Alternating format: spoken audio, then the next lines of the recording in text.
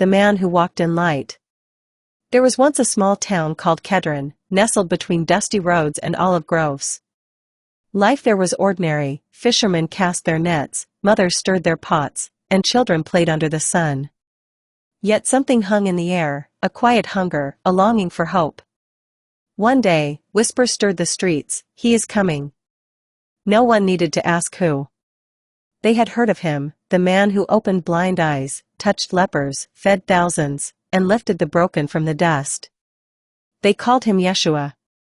He walked into Kedron not with trumpets or guards, but with a smile and sand-worn feet. A simple tunic, kind eyes, and the glow of peace surrounded him like sunlight through trees. The first to meet him was a widow bent with grief. She hadn't smiled since her son died. Without a word, Yeshua placed his hand over her heart, and though the boy remained in the grave, something inside her came back to life. She laughed for the first time in years.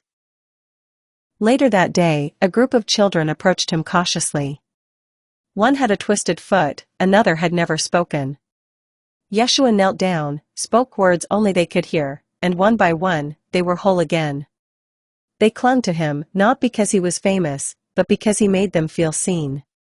He ate with tax collectors and talked with outcasts. He sat by the well and listened to those no one noticed. He healed without asking for anything. He taught without pride. He touched the sick without fear. He didn't stay long, but the people of Kedron would never forget him.